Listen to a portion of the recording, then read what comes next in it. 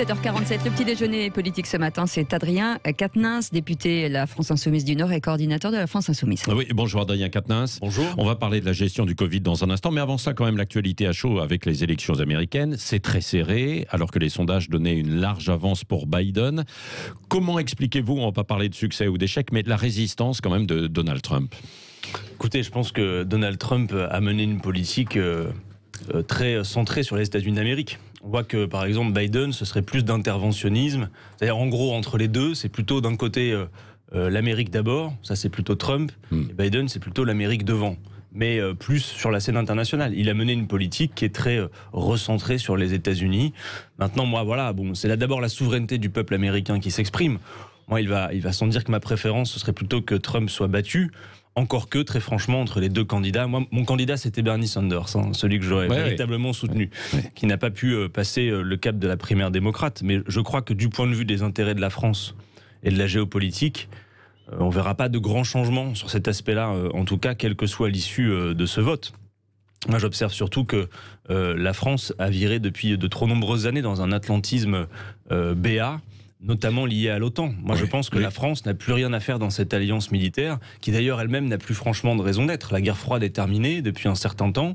Mais il y a une nouvelle guerre qui est en cours. Là, mais je ne suis pas certain que l'interventionnisme américain et la puissance militaire qu'est l'OTAN nous aident à atteindre quelques objectifs que ce soit, surtout si l'objectif ultime...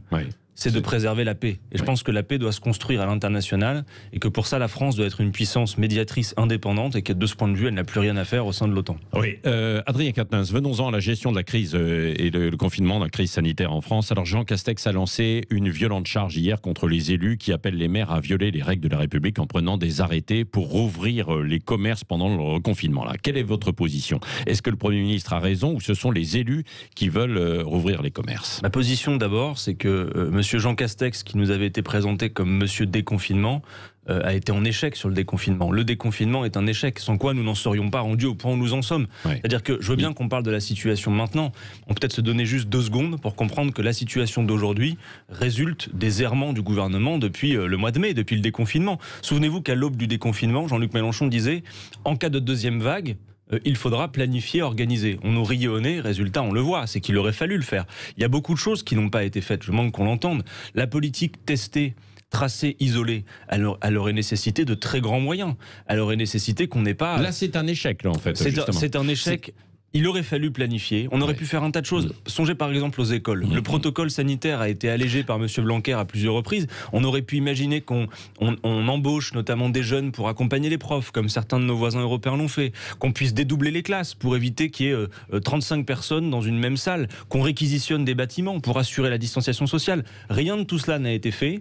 En plus de ça, on a la situation à l'hôpital où on paye les choix précédents de fermeture de lits. Enfin, vous savez qu'on a perdu, il y a 100 000 lits qui ont été fermés en France en 20 ans à l'hôpital. Mais c'était pas forcément des lits de réanimation. Pas forcément, mais vous comprenez bien qu'y compris, on déprogramme des lits pour faire de la réanimation. Monsieur Macron a fermé, entre 2018 et 2019, 7400 lits supplémentaires. Donc cette situation de pagaille, c'est d'abord ça, c'est la circulation du virus, conjuguée à des indécisions. Ça, c'est Jean Castex ? En tout cas, on nous a présenté Jean Castex comme Monsieur Déconfinement. On peut dire une chose, s'il y a besoin de reconfiner, c'est bien que le déconfinement, par définition, a été un échec. Alors maintenant, sur les décisions qui ont été prises, regardons, je pense qu'elles ne satisfont personne. On nous dit qu'on cherche un équilibre entre la santé et l'économie, mais avec des mesures qui sont visiblement au milieu du gué. Enfin, Emmanuel Macron nous dit la situation est pire qu'au printemps, et il en déduit des mesures qui sont moins strictes qu'au printemps. Donc, parce qu'il aura sans doute de l'emploi, en fait, mais limiter la casse sociale, vous le savez. Bien sûr, mais je pense que, et j'en suis d'accord, mais je pense que ce qui a été fait est totalement incohérent. Regardez la polémique, vous m'interrogiez sur la polémique autour des petits commerces. Enfin, un peu de sérieux. Vous pensez, vous, Patrick Roger, qu'on risque plus dans une grande surface de se contaminer au rayon des livres et des disques qu'au rayon des boîtes de conserve? Ça n'est pas sérieux.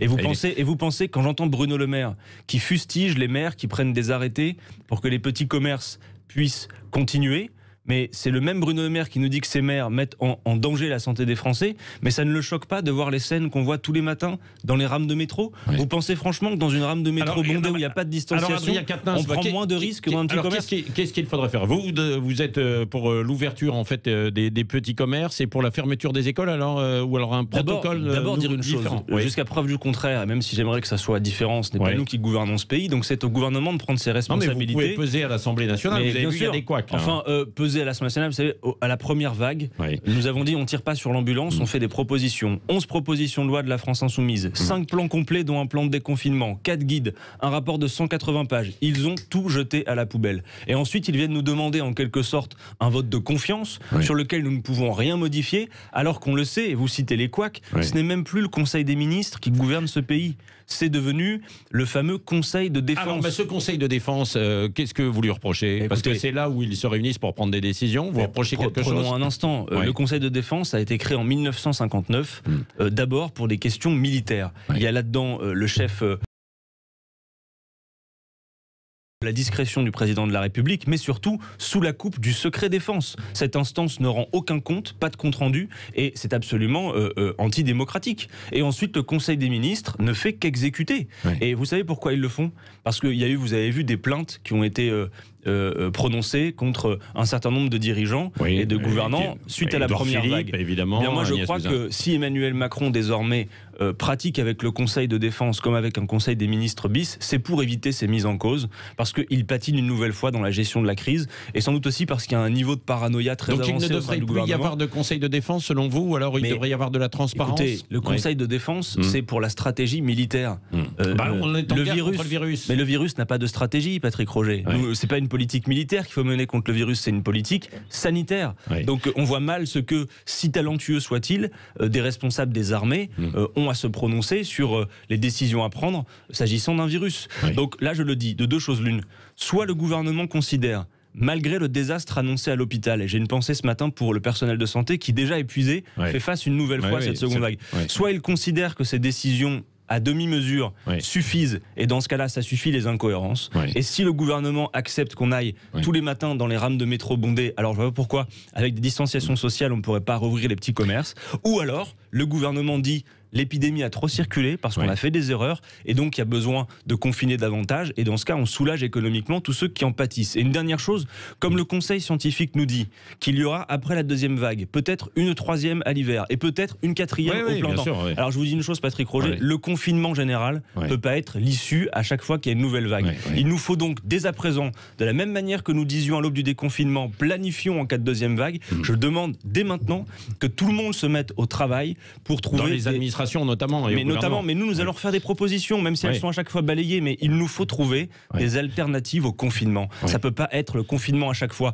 Il y a des choses à faire, même dans les commerces d'ailleurs, on pouvait le faire. Il y avait des marquages au sol, on pouvait limiter le nombre de clients dans les boutiques. Enfin, un peu de sérieux. Ça peut pas être confinement, déconfinement, confinement, déconfinement, à chaque fois que l'épidémie circule. Adrien Quatennens, venons-en à l'autre sujet en fait fort, préoccupation, la bataille contre le terrorisme islamiste.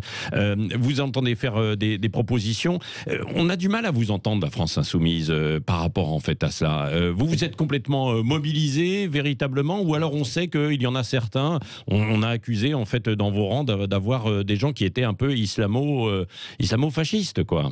Alors, islamo-fasciste, islamo-gauchiste, on sait plus très bien. Non, bien sûr. On pourrait aussi parler. Non, bien sûr. On a d'ailleurs M. Darmanin devenu chef de rayon qui pourrait parler de l'islamo-capitalisme. Bref.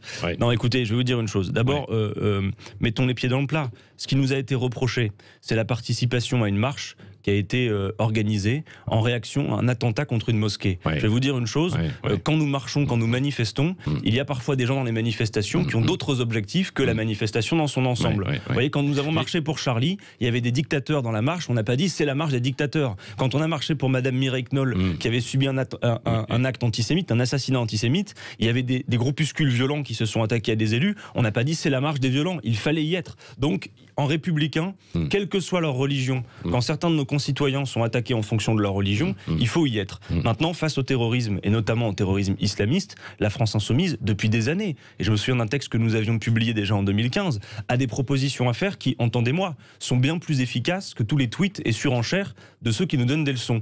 Il y a 3 grandes choses à faire face au terrorisme islamiste. La première, c'est une résistance idéologique à l'adversaire. L'adversaire a un but politique, il l'a théorisé, c'est de nous diviser, c'est d'obtenir en réaction aux attentats une dislocation dans le pays entre d'un côté les musulmans qui seraient tous suspects, alors qu'ils n'ont rien demandé et qu'une majorité d'entre eux sont meurtris à 2 reprises, non seulement comme Français, mais de voir qu'on commet des actes barbares et des crimes au nom du Dieu dans lequel ils croient et dont ils ne voient pas bien ce qu'il a à faire là-dedans. L'unité du peuple face à l'adversaire est la première condition. Ensuite, nous avons des propositions à faire de sûreté intérieure, notamment qu'on réinvestisse des techniques de renseignement qui nécessitent des moyens humains. Patrick Roget, avant de nouvelles lois face au terrorisme, nous avons besoin de moyens humains et matériels pour appliquer les lois existantes. Et dernière chose, je termine, revoir notre politique d'alliance à l'international.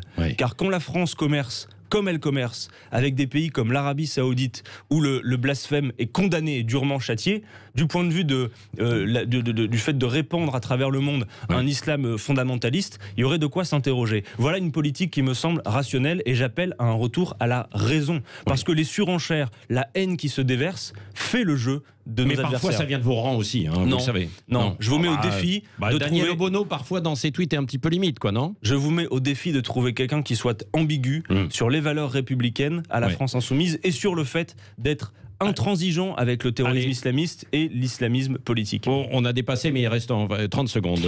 Oui, quelle est votre position, parce que ça divise beaucoup dans votre camp, sur l'indigénisme?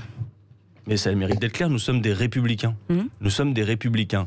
Et je voudrais rappeler à tous ceux qui se parent derrière le drapeau de la République et la laïcité, ce que c'est véritablement. La République n'est pas un régime neutre. C'est un régime qui a un contenu politique. Et nous sommes des républicains jusqu'au bout. Vous voyez, liberté, égalité, fraternité, pour nous, c'est pas juste pour faire joli sur les frontons des mairies. C'est un programme politique qui est toujours inachevé en France.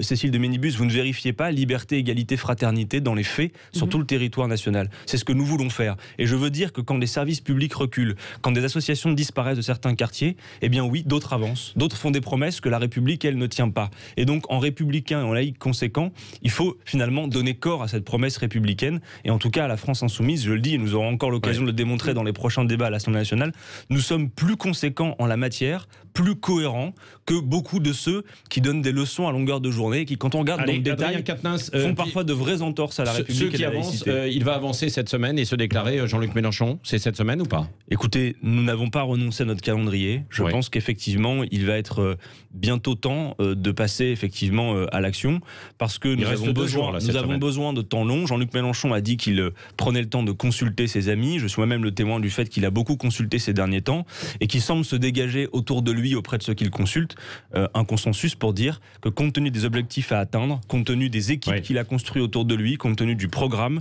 de la cohérence dans les idées, il peut être celui qui offre des perspectives plus enthousiasmantes que l'espèce de tunnel sans fin dans lequel on se trouve avant la fin de la semaine, alors. Écoutez, c'est une question de jours, de semaines peut-être, mais la décision se mûrit. En tout cas, ça ne va plus tarder, je pense. Merci Adrien Quatennens de la France Insoumise, était l'invité de Sud Radio.